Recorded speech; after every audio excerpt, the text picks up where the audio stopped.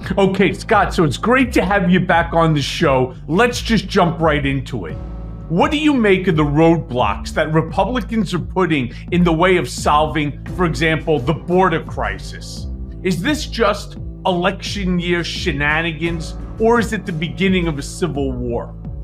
I think it's election year shenanigans, but if you think about it, there's a road to fix what they call an immigration crisis. And so then, therefore, they are the ones standing in the way of fixing the crisis at this point. They can't blame, they're going to blame President Biden, but they can't really viably blame him. It's something that happens every election cycle. They start showing images of caravans that may not even exist at this moment.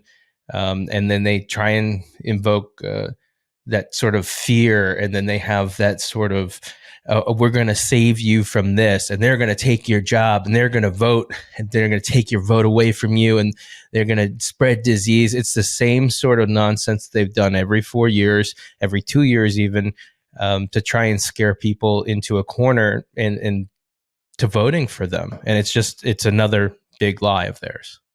Well, of course it's a big lie, and I understand the 30% of MAGAs that no matter what Trump does, no matter what they say, they're on board. These people are murderers, they're rapists, they're killers. Some of them may be good people, but this is exactly the game plan.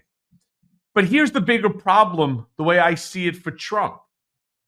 While he has that 30 plus percent of MAGAs, he's lost, as far as I'm concerned, at least 50 plus percent of the independents. And those are, I don't even understand how it's not 100%, but he's lost at least more than 50. In fact, let me be fair about it. The way both Iowa and New Hampshire have shown it, 72% of independents would not vote for Donald Trump no matter what. That's a really good sign for Biden. Now, absolutely. I also understand the election cycle shenanigans, but it's Donald Trump now coming out and making the statements. If you, for example, support Nikki Haley, you become excommunicado from the MAGA community. As if, what does that mean? You don't get that shitty fucking plastic Donald Trump, MAGA, card that you could keep in your wallet that wouldn't even get you a cup of coffee. I mean, this is what he's saying. So how is it possible? How? That people are ignoring this, even the MAGAs. Yeah, I mean, it's easy when you have blinders on and you live in your own world where you have your own developed sort of news, even if it's fake news. You can live in your own reality. And so the people that I've talked to that we've deprogrammed, and this is something that we'll go over, shameless plug, dworkinsubstack.com. We talk to people that are MAGA or did not subscribe to that before, and they became addicted sort of to this world, this bizarro world where Trump is actually president. Biden's not even a real president. It's an actor. It's not even the real White House. This is all a big plan. And when it came down to it, it was people just wanted to live in this fantasy land. They knew that Biden was president. They knew that Trump lost, but they think that they're poking other people. They think that they're owning the libs by doing this. They think that they're doing something that is substantial, that they're working on the element of the campaign, that they're subscribing to this world where if they say it enough times, it'll become true. And it's just not. And so even if you break through, even if they admit this, they'll loop back around and be like, but Obama, and like it'll come back to something that is just stupid as shit, and it doesn't make any sense. And the same thing is going to happen with Nikki Haley. He's going to come up with those dumb catchphrases, whatever it is. He'll say Nimrata. He'll say something racist, something sexist, something. Yep. Yeah, exactly. And no matter what, he's going to go after her hard. But if I'm Nikki Haley, I'm looking at this and I'm like, I'm gaining momentum. Like, this is not me losing momentum. DeSantis is out of the way. That's helping her. And now she's got a clear shot, the only clear shot to take the nomination. I don't think it's going to happen because of the RNC stepping in, acting like Trump's going to be the presumptive nominee. But I think there's going to be a lot of time and money wasted fighting with each other. And that also is going to look terrible for Trump. Well, she's going to take him all the way to the mat. I don't think she drops out, even if she loses her home state of South Carolina. I don't think she drops out, and there's no reason for her to drop out. She has plenty of money behind her. There's just too many people that don't want to see Trump as the nominee.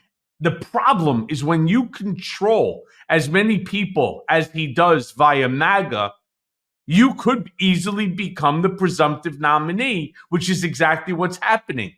He is not gaining any ground with women by attacking Nikki Haley. I can tell you that. He's not gaining any ground by attacking the undecideds. That's a guarantee.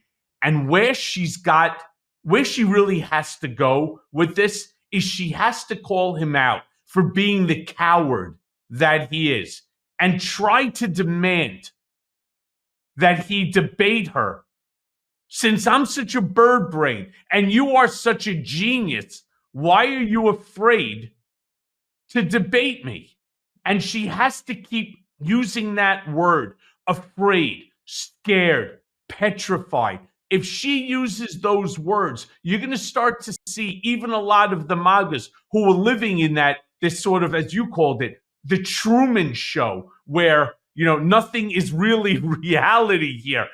Joe Biden's not really Joe Biden. He died years ago. It's an actor like in the movie Dave. It's not even taking place in Washington in the White House. It's on the set of some liberal Jewish, set owner or Hollywood guy. I mean, some of them are really fucking stupid. You gotta give them that. They really do take the cake on stupidity. We actually should start like a reality show. It's called I'm Stupider Than Shit, right? Like they used to have that one that was the darndest things that kids say. This would be like the stupid shit MAGA says. That would be a pretty good reality show. We just go around, start interviewing some of these people that say just some of the stupidest things you could imagine. But that's what Nikki Haley needs to do. Now she needs to put her foot on the gas. She needs to hit him with words that bother him. Scaredy cat, petrified, petulant child, ignorant, things like that, blowhard. When she starts to do stuff like that, and when she will go ahead and then, really start holding his feet to the fire and forcing a debate, at least between the two of them, it's game over for him. Yeah, I think so. And with what seems to be cognitive decline, I know they talk about age all the time, but he's 77, Biden's 81. Like the age difference is not really negotiable. Like it's two old white men that are going against each other. One has proven his prowess and one has proven that he's insane. And if you look at the difference between the two, what I like to point out most of all is who are they going to hire? Who are they going to appoint? Who are they going to put in their administration? Who are they going to put in their White House? Trump probably would bring in all the Millers and everybody, the Gorkas and the Steve Bannons, the Marjorie Toilet Greens, and Josh Hawley's, the Lauren Hobart. Any of these people to be in the White House. Exactly. And that's who we don't want in the White House. He'll abuse his power. He'll be a dictator for a day.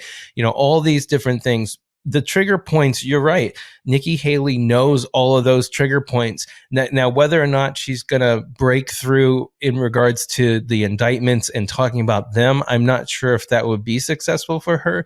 But talking about the things that would really get him going to try and goad him into debating would be amazing.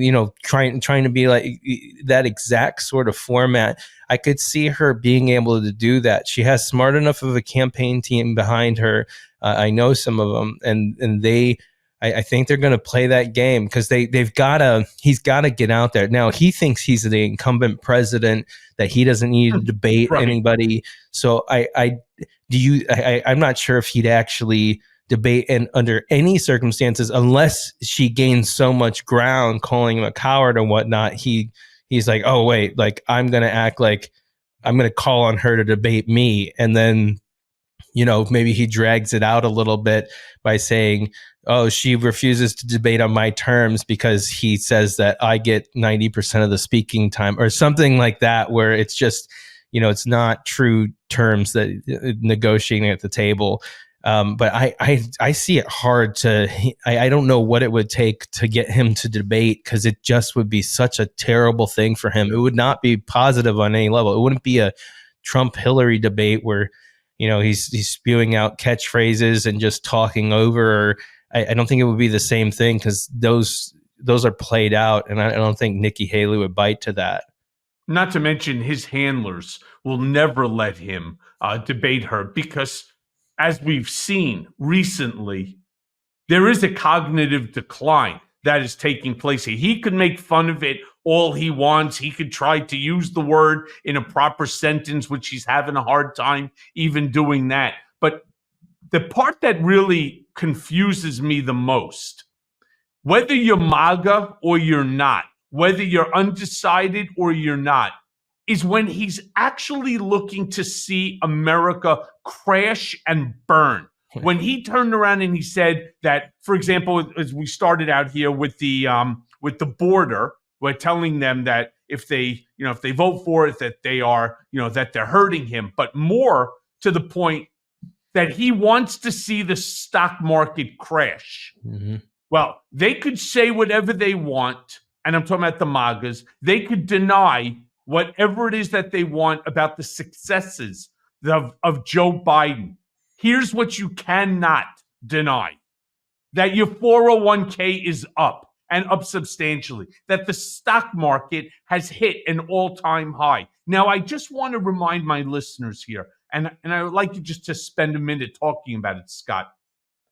When the stock market hit an all-time high and Trump was president, remember how he was on television 24/7 talking about how he is leading the greatest economy in the history of the world? If in fact that's true, and I'm not even going to debate the issue, fucking Donald douchebag, von Schitzenpants, you're right. You're 100% right. It was the greatest economy in the history of the world. Here's the problem. Joe Biden just surpassed you. So what does that make you? Let's just say the second best economy in the history of the world, with Joe Biden now taking first place. Inarguable. You agree?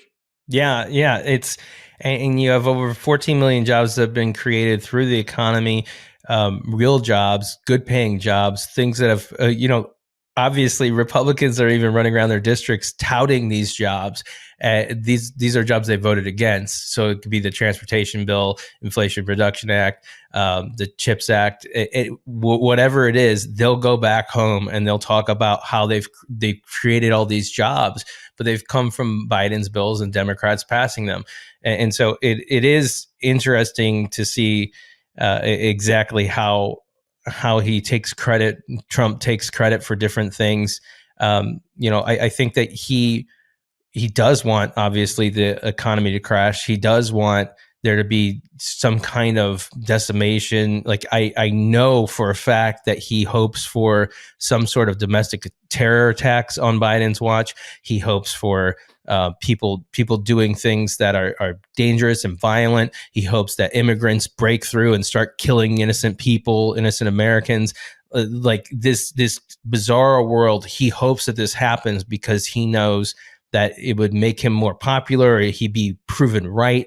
And it's just not the American way. Like, this is not how politics should operate. I've said this for years. Like, when we have politicians, like, they work for us. This is not some sort of deity. This is not someone who we should ever worship. We should be questioning them at all times. They work for us. And so we need to hold our politicians at the highest standard, not the lowest. And this backwards bullshit of thinking, oh, well, this person is really a reverend. They're speaking to my God. They're speaking to my senses. No, they're filling you full of shit so that you can sit there and be fooled using social sort of cues, as in they'll talk about gay marriage, they'll talk about abortion, they'll talk about everything else while they're screwing you about the economy and giving you no money in return and not cutting your taxes, but cutting the billionaire friends. And this is all a cover for it. And so talking to people, working people, they're starting to wake up and realize this is not a person who's ever done anything. Because if you ask MAGA, what has Trump actually done for you? What has he actually done? Tell me what he's done besides spew racist dog whistles and by pig vomit constantly. Like, besides just little one-offs where he can speak in little catchphrases, besides that, what has he done for you? What has he done for your bank account? What has he done for your job? What has he done to make your life easier? And they don't have a damn answer to that. And when I talk about the successes that they do have, when they do talk about, oh, well, the healthcare, he's against that. When they talk about, oh, well, we had we had some bonuses that came from the government. That's not him either. Like, none of this stuff came from him. None of the benefits that you're enjoying came from him. Like, don't cut off your arm to fix your face. Like, you definitely, you can support Democrats and not be a bad person just because you live in a red area.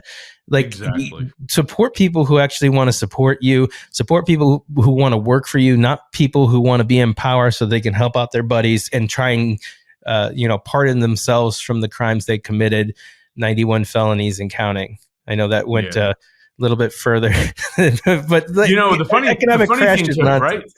I mean, funny thing is that the other day, Joe Biden, of course, was endorsed by the United Auto Workers, and they really are, as far as I'm concerned, they're like the epitome of the working class American people. I mean, these are folks that are, they're here, they're building this, hundreds of thousands of them, they're union. And what do we know about Donald Trump when it comes to union? Well, he fucked them for sure, by going with, non-union labor, and even the non-union labor, he didn't pay. But worse than even that for Trump is that Joe Biden actually showed up to the picket line because what was happening to them was wrong, right? And these are the people now that are going to be, as far as I'm concerned, the union folks, the Gen Zs, the women of this country, they're going to be the reason that democracy survives in America. But Scott, if I can, I want to go to something that you recently did. You recently tweeted, and I'm going to quote, "Trump wins Iowa caucuses because extremist Republicans voted for him. What a shocker," said no one. "He will get trounced by President Biden again." Do me a favor, explain to my listeners why you feel so positive about Biden's chances of winning. One of them is that Democrats really didn't even knock doors in 2020 because of the pandemic. And that is a huge coordinated effort that's happening right now that's much different than in 2020. So you're knocking on millions of doors. Like, you're not just knocking on thousands or hundreds of thousands. You're knocking on millions of doors. And that makes a big difference, especially to seniors, people who don't interact with many people. So you have that. You also have Trump. His popularity is sinking. The fear factor of, is Trump going to get elected again, will drive people to vote this time. It is not something that people take lightly. But mostly, I think women are going to save this election, and that's going to be the overwhelming voter pool. The fact that Trump is proudly conveying that he would pass a national abortion ban, that He's responsible for Roe v. Mhm. Wade being overturned, 50 years of stare decisis, good law. Right. And the person who was a donor to choice groups in the past, Trump, this is the kind of animal that we're working with. But I think that it's just not there. He does have millions of supporters, but it's not enough to get him over the hump in different states. Now, the differences were very slight before in 2020. But again, I think this is a different operating mechanism. I think that obviously, there was a very stoic and more template presidential candidate in Joe Biden in 2020. Now you have a man in 2024 who is not taking shit from protesters. Think of how he did at the State of the Union with Marjorie Taylor Greene, speaking through that. Think of how he talked about, so we all agree that we're not going to get rid of Medicare and Medicaid, cut anything with Social Security. Like, this is the kind of reverse trolling, or where he took over the name Brandon and owned it, Dark Brandon, and used that for the campaign. Like, this is the sort of campaigning that we had learned from MAGA, that we had learned from Trump. And so it's not getting down to their level, but it is getting to that snark. It's getting to the heart. It's getting to the comedy. It's getting to people's senses and emotions. And I think we're getting back to that 2008 sort of emotion of, yes, we can change Obama sort of vibe that I saw in MAGA in 2016. So I think it's reversed, and I think that the energy is going to be with the Democrats. I think the positivity is going to be with the Democrats. The accomplishments are going to be with the Democrats. And I think that just the fact that he's indicted in these 91 felonies, I think just that is going to be too much for people to hang on to. I think Republicans are going to get walloped.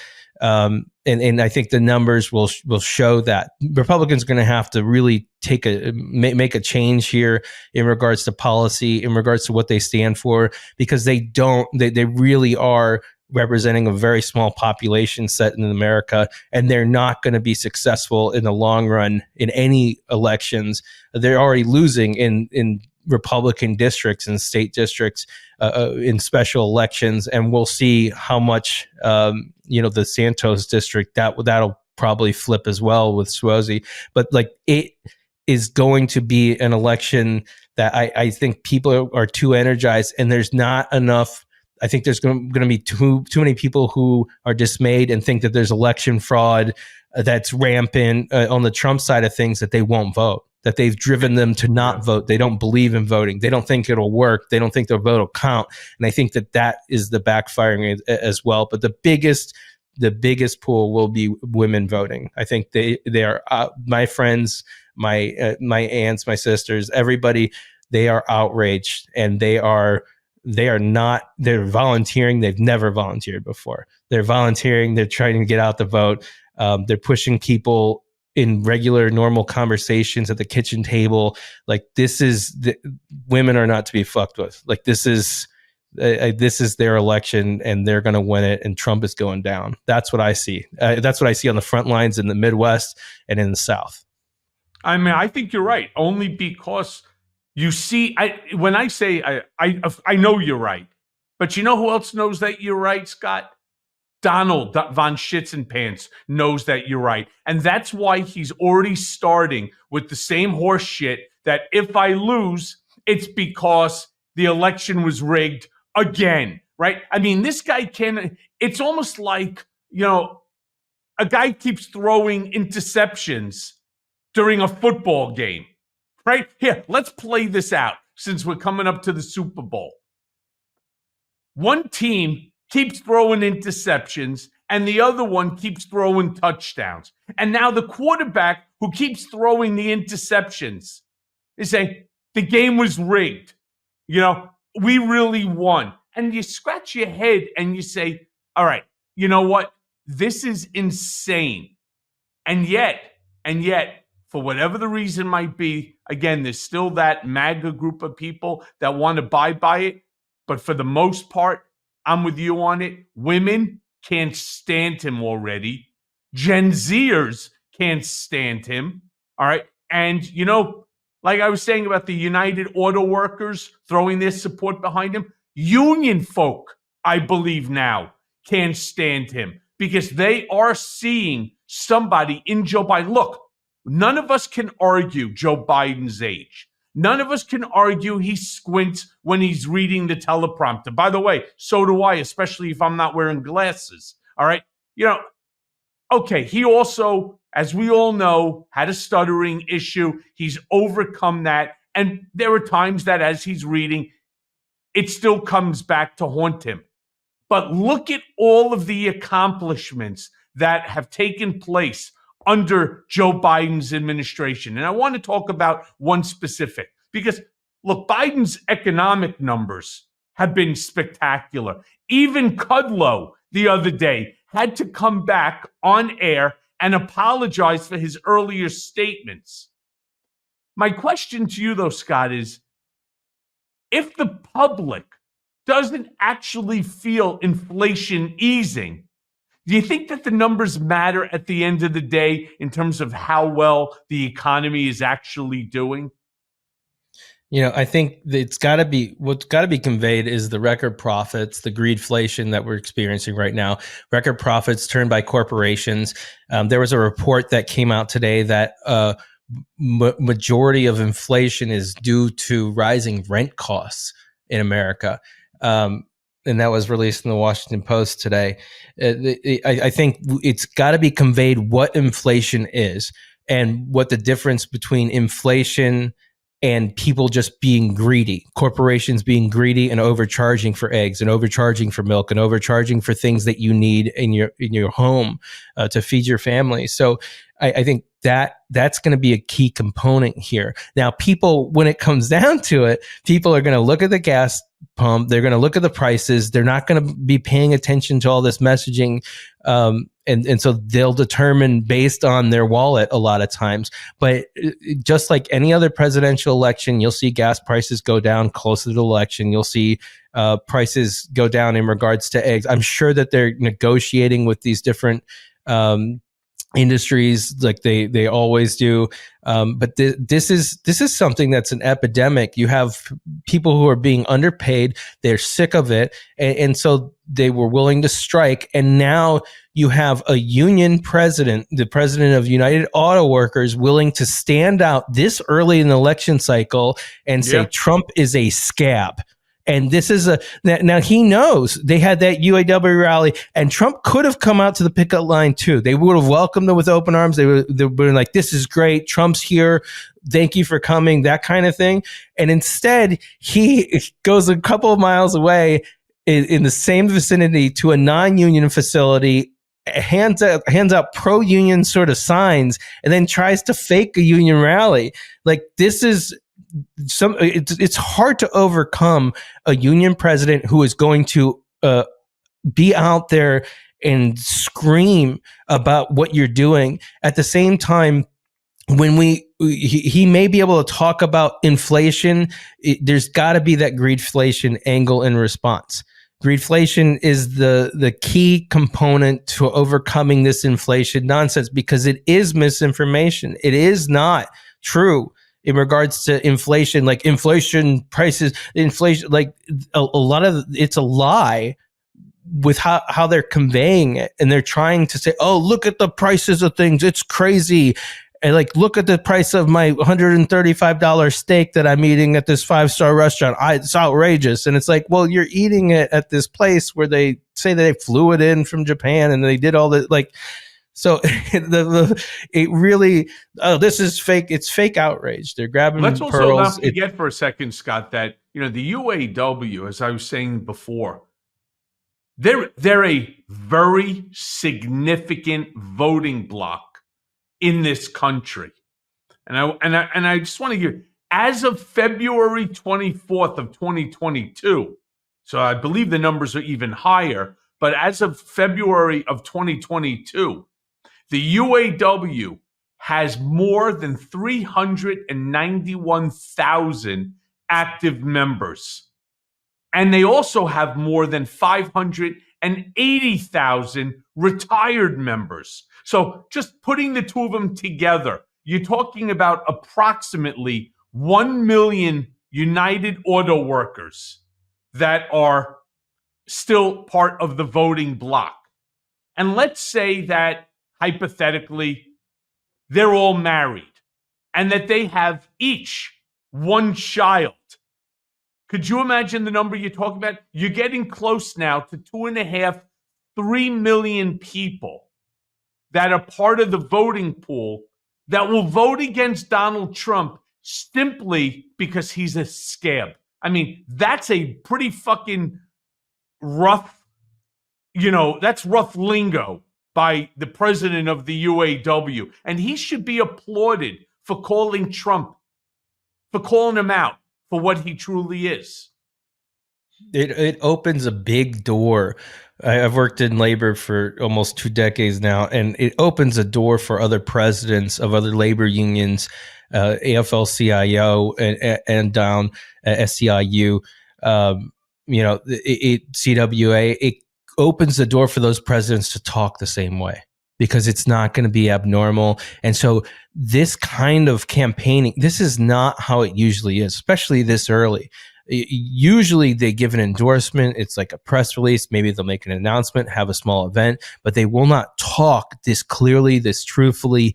And so this sets that precedent where if you're going to endorse him, you got to call out the opponent. You got to make sure that it's conveyed to the masses of everybody. Like, this dude is a scab. This other guy stands with us. And like, that's how it's got to be. Because you can't push through. He had a lot of people in that were union members. Trump had a lot of people who were supportive of him just because of the social issues, or just because they liked the cut of his jib. They didn't like Hillary. They didn't like Biden. But now, when you have these union people, you have union people who work, at these factories that are coming out and saying the same thing. They'll repeat what the president had, the union president had said, Fain, and they'll come out and they'll say, he hasn't been with us. Trump doesn't give a damn about us. He's a billionaire that's going out there and taking care of his billionaire buddies. Biden's not a billionaire. Biden's standing with us, even with his president. So I think this comes out, and then you have, when you have that outspoken of a president like Fain is with the UAW, people that investigate, why is Trump a scab? And then you have these news reports on why Trump is a scab, and that starts to spread. And so it's it's monumental. And that sentence will be repeated over and over again, because I'm going to make damn sure of it, that it's repeated over and over again, because Sean Fain's saying that, him standing up and saying Trump is a scab, and then people just cheering it like, yeah, he is a scab. He is an anti-union guy. He is one of those guys who would union bust. He is one of those guys who would send goons out to try and beat us. Like, that is the kind of guy that Trump is. And making that clear, pushing that out there, that messaging, if it's clear, I think you're right. It does also help swing the election. I mean, that's millions of people. But it also appears, I want to go back to what we were talking about, Roe versus Wade, and Trump's self-laudatory pat on his fat ass, to take credit for the overturning. Because that act appears to be what Biden and Kamala Harris have made, and I'm referring to protecting a woman's right to choose, as the centerpiece of their campaign. My question to you, Scott, is how are the red states responding to having their reproductive rights stripped? And do you think that it will add up to crossover voters in the fall? It'd be interesting to see it carrying over. There are some states that are going to have some ballot initiatives that will drive voters to the polls specifically on that one issue.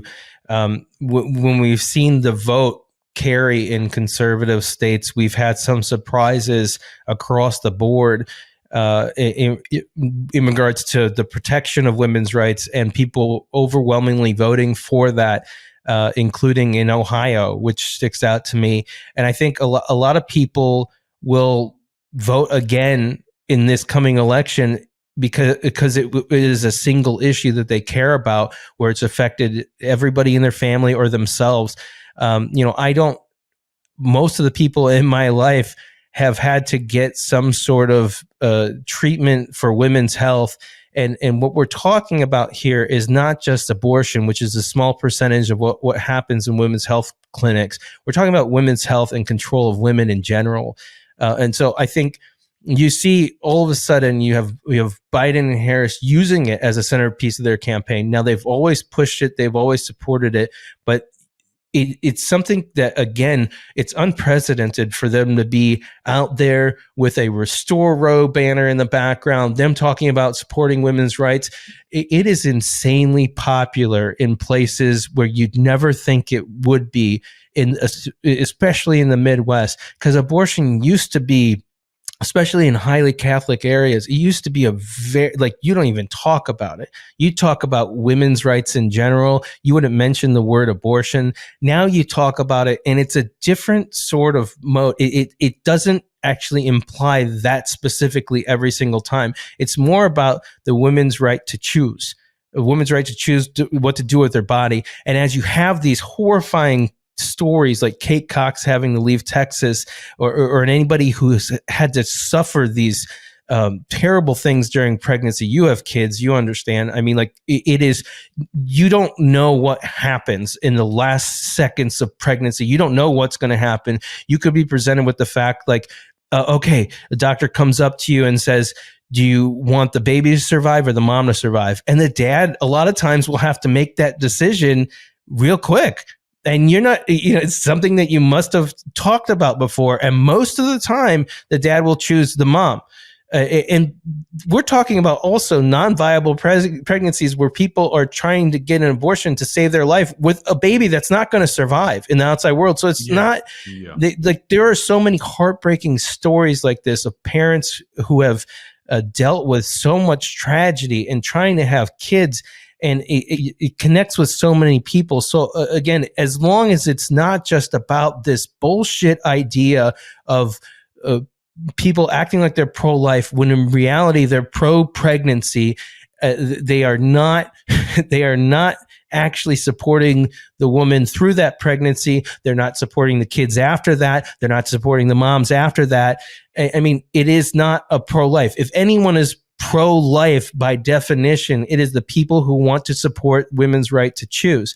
So Roe v. Wade is going to continue to be a centerpiece of the campaign. These stories are going to trump, forgive my language there, they're going to trump a lot of Trump, because these stories are going to overwhelm the press because there's so many of them and they're heartbreaking and they will rip your fucking heart out of your, like it is terrifying. But the truth needs to be presented of what the reality is here, of how terrifying it is to be a woman now in our society. Like, I can't imagine if somebody had control over my crotch, like think of if somebody had. By the way, I don't want to think about that either.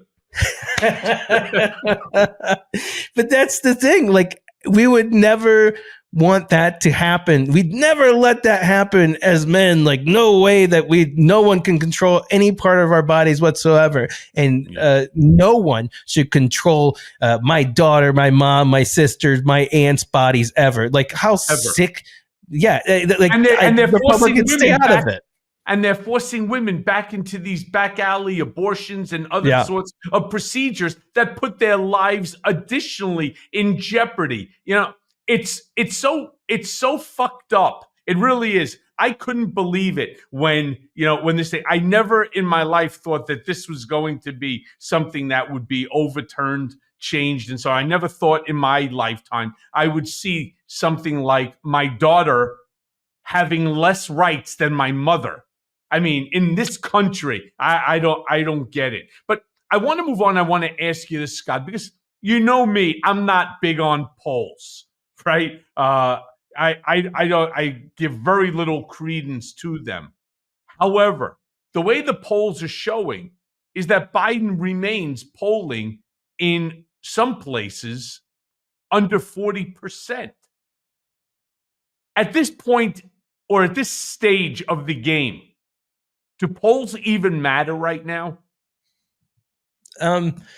With Biden, I think the good spot to be in for a president, talking as a campaigner here, the good spot to be for a president is for room to grow, to go up.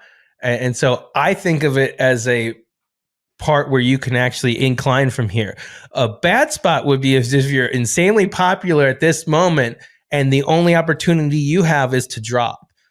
So my thought is, momentum, and as polls go up, and Trump solidifies the nomination, and it's actually him. We don't know who the opponent is. It could be Haley, it could be Trump. And so that is going to help solidify those polls. And then what people stand for, how much they learn about them, I think that's important as well. But who is taking these polls? That's what I've looked at extensively. It is not my friends that are under the age of 29. It is people who are picking up the phone or responding to an email and willing to actually respond. A lot of Republicans as well, friends of mine, have said, I told them, because I wasn't sure if it was like the real poll or if it was the Trump campaign, because they were asking me, do I support Trump or not? Yes, absolutely. 100% I support Trump. And it's like, get the fuck, I'm not talking to you ever again. So there's a lot of people who may not respond honestly to a poll either out of fear. So I think that there is way, if you localize it, if you make it a larger poll on a more local level or on a state level, there are good ways to poll where you can get a taste of where people are leaning. But I have never depended on polls as to whether or not an outcome. I always have said to every team that I've ever worked with is we got to work as if we're behind and we got to sprint through the finish line. And that's how it's always got to be. So even if we were up by 10 points, we've got to work like we're down. And so no matter what the polls say, I think that the polls right now, that they're not accurate in regards to how it will be, 4 months from now. I think it's just sentiment as in, I'm not happy with things going, because they're not happy with things going right now. But when it comes to that, Trump or Biden, I think that is going to be a much different poll. And I think the average of all those polls on a given day, it does give a rather okay assessment, as long as you keep within the boundaries of what are the ages of people? What are the races of people that actually voted in these polls? Who you have to look at those segments, where they come from. Is it a national poll? Did they just pull this out of a hat? What kind of list did it? You got to look at those specifics. And if you don't, they are worthless to you. And I don't think that it will. I think they've got to actually expand on polling, get a higher segment of the population, especially when they do national polling, which is complete nonsense because we don't have a national popular vote. So I think we'll see Biden gain in the polls. I think it's just natural. You're not going to see him drop much further, and you're going to see Trump scare people into oh no, if I have to choose between the two, I'm choosing Biden. Let's also not forget that as of this moment, there are few, and when I mean few, I'm talking about very, very few advertisements being put out, released by the Biden campaign. They had one or two so far. Both of them went viral. Fantastic ads. But at the end of the day, you're right. If it becomes a Trump, if a Biden versus Trump, rematch, rest assured, you're going to see the airwaves flooded with the distinction: Biden, democracy; Trump, autocracy. You decide. That's where I see both the DNC. Hello, Jamie Harrison. If you're listening to the show, democracy versus autocracy, right? Biden versus Trump. You put the two together somehow. That's where I would see anybody who goes into the voting booth and votes for autocracy. You should leave the country immediately because you don't belong here. But this brings me to another point that I am very critical of the media. Do you think, Scott, that the media is at fault for not giving Biden credit for his accomplishments sooner? I mean, again, and I'm going to repeat this because it's accurate. Biden is doing great things, but it feels like people don't know about it because we spend so much fucking time talking about Trump. The guy takes his shit. They're outside the bathroom door with the cameras waiting for something. Yeah, it was a great one. It was the most beautiful one you've ever seen. And then, the guy gets out of his Trump Tower property to go downtown for another defamation case where he raped somebody, and they follow him in a motorcade back and forth. He makes a childlike exit from the courthouse because he doesn't like what's being said at closing argument by what's her name by Robert, Eugene Carroll's attorney. He doesn't like what she's saying. Roberta Kaplan. She doesn't like what's being said. So he picks himself up. He leaves. And who goes scurrying after him? The media, like a bunch of sycophants themselves. Do you agree with what I'm saying? Yeah, I think one thing is that the media isn't giving credit to the accomplishments because I think the messaging hasn't broken through yet in regards to those accomplishments. Now you're going to see, I know this for a fact, you're going to see a lot of touting of these accomplishments and also examples of bridges that have been built and things that have actually happened and people who have gotten jobs and the real life stories of these people. These will be conveyed, and I think the media is going to have to cover them because the campaign's going to push it, I would assume. But it's just something that hasn't been pushed yet. My thought is it's too early to push those accomplishments because they'll burn out. Now, if you want to do it right after the summer here, that might be a great time around convention a few months before the campaign is over, before election day. That would be a great time as well. Now, we do celebrate, him, especially on social media, the accomplishments of the Biden administration about the job growth, over 14 million jobs created during his tenure. Like, I think that it's there, but what they want in the mainstream media is that salacious soundbite that they can play and get the ratings from. And so they're chasing that. And instead of chasing that, they need to be focusing on real journalism, which is digging into the stories that, we need to hear. Instead of you have all these journalists being laid off, and you can't have real journalism if they can't spend more than an hour on a piece. There's people who do stories for months. That's not their fault because Captain Chaos is doing shit every second of the day, whether it's 2:00 in the morning because he had to get up to change his diaper, or, for whatever reason, maybe he gets hungry again in the middle of the night. So the little thumbs start going, and he starts on his social media platforms or wherever else. And so they wake up to chaos. And just as soon as you're ready to go live with a story, and that story's not even complete, so you do, as you said, have to continue and to follow up with it. Well, you can't because there's a new story that's out there.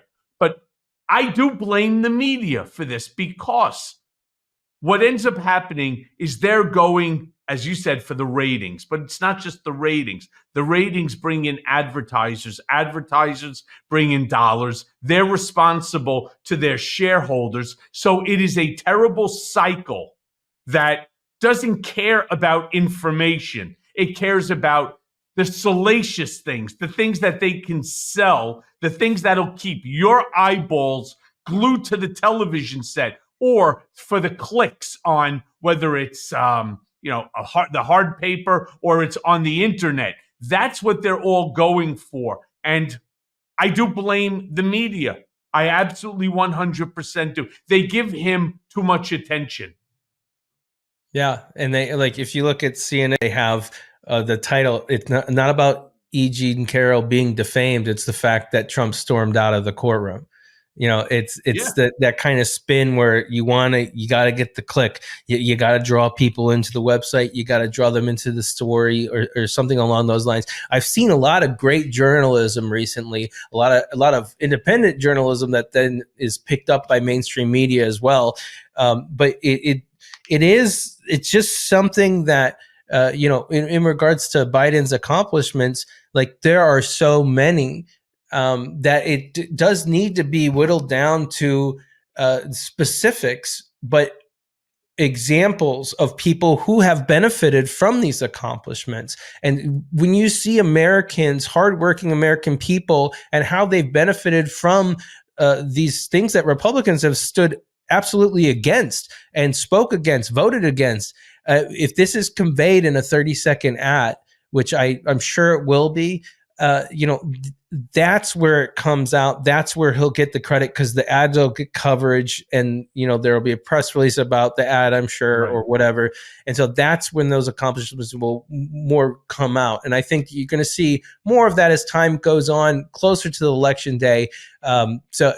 He maybe not yet, but after the summertime, I think you're going to be flooded with all of these stories and all these people. I wouldn't be surprised also if the Biden campaign welcomed stories or incited stories, asked people to share their own stories, and then they shared those across the lines, and then especially, obviously, during the Democratic National Convention. So you're going to see a lot of these things come forward, but I think it's not just him touting it. It's those personal stories where he talks about the tragic stuff, but then he also, with his accomplishments, he talks about this bill gave this person a job and that person was able to do this because of it, and simplifying it so people can connect to it.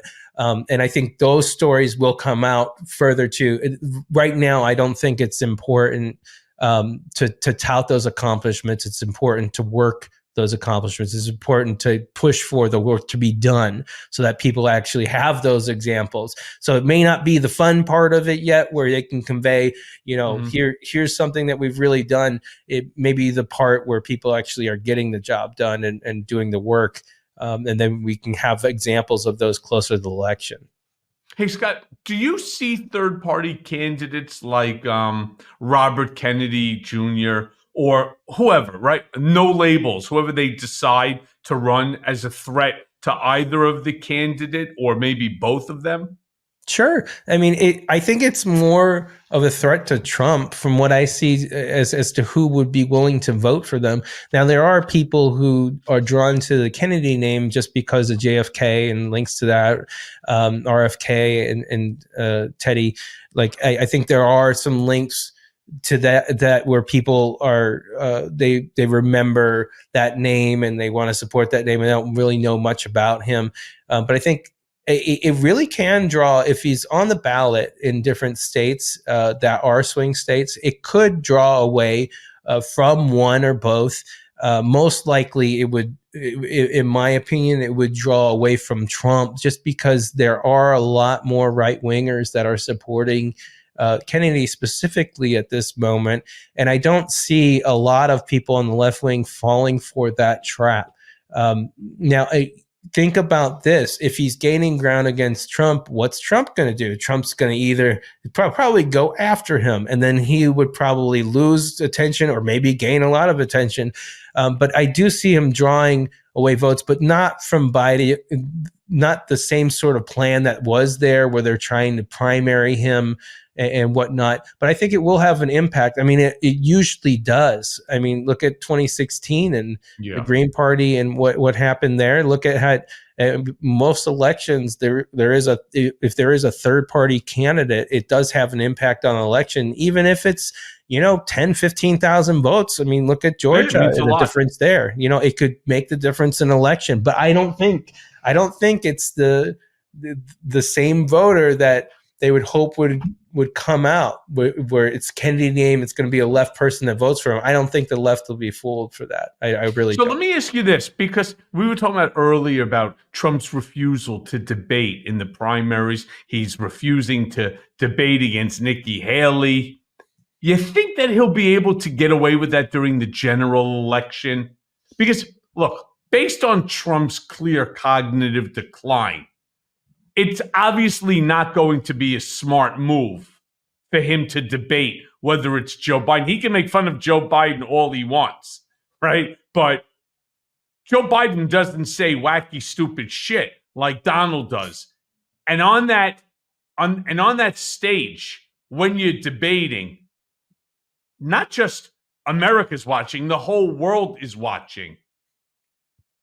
It's not also the way that we do things, right, in democracy, where you don't show up for a general election debate. I'm just curious whether you think that he'll refuse to do that too.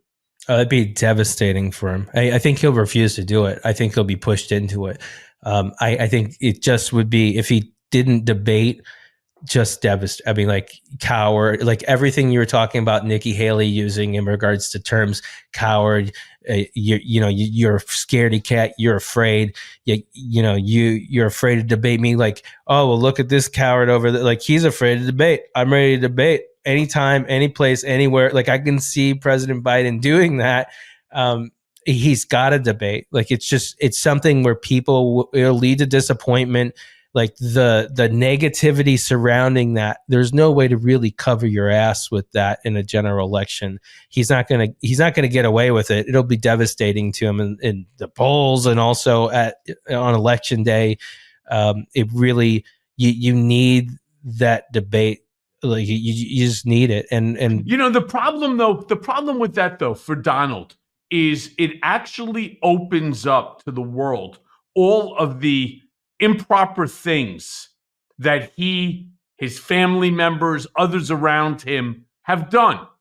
There is no question that Joe Biden cannot throw the response back to Donald right into his face. He's going to turn around and talk about Burisma with Hunter Biden. He's going to talk about how he took money from China. Took money from China? Nobody took more money from China than you. Whether it was with your property, $6 million in terms of rent, your daughter ended up getting a dozen or so patents in China that nobody ever gets, and she got it 1, 2, 3. Your daughter and son-in-law pulled down $640 million while working in the White House. You went ahead and you have, received benefits from foreign countries. You've given away national top secret security documents. You've waved them around like you were showing, a Ty Cobb baseball card or a Honus Wagner baseball card. You are not one to be speaking about improper actions. Nobody has done this more than you. There's nothing that Trump can say to Biden that wouldn't come back to basically haunt him, because, look, you're being charged with 91 felonies. By that time, I guarantee you the Manhattan DA case will already be over. The New York Attorney General case any day now is going to come down. Judge Engoron will come down with the decision in that case.